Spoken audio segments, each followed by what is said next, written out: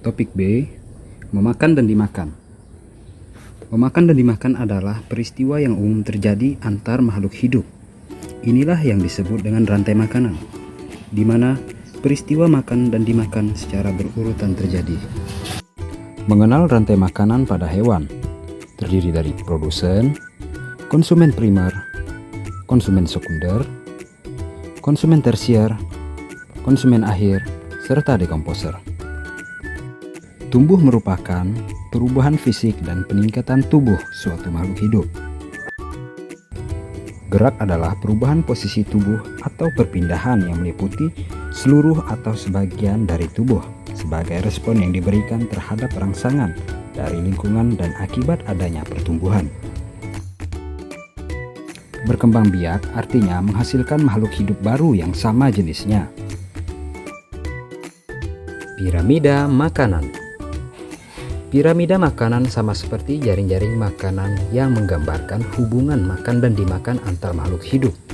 Namun, pada piramida makanan kita dapat melihat banyak energi yang tersedia. Masing-masing peran pada piramida makanan diletakkan seperti gambar berikut. Produsen, konsumen tingkat 1, konsumen tingkat 2, konsumen tingkat 3. Semakin rendah tingkatannya akan semakin banyak jumlah tumbuhan atau hewan yang termasuk di dalamnya.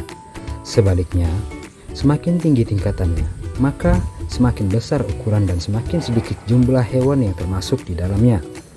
Hal ini berkaitan dengan transfer energi yang terjadi antar makhluk hidup.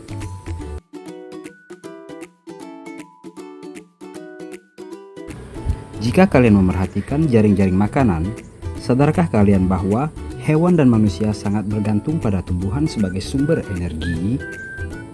Ada yang bergantung secara langsung, seperti hewan herbivora dan manusia. Ada pula yang secara tidak langsung, seperti hewan-hewan karnivora. Tumbuhan mendapatkan energi dari cahaya matahari. Energi yang dihasilkan pada proses fotosintesis digunakan oleh tumbuhan untuk tumbuh dan berbuah.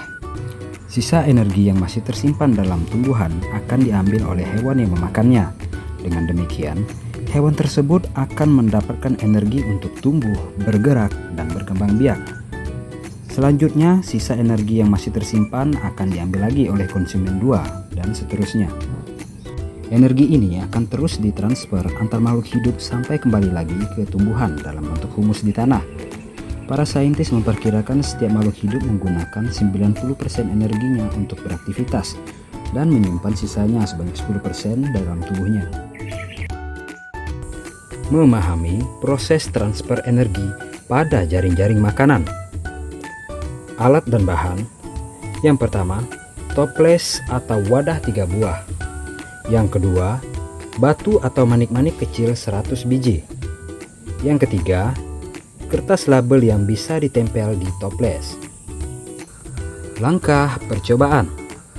Pertama, buatlah rantai makanan dari produsen sampai konsumen tingkat 2.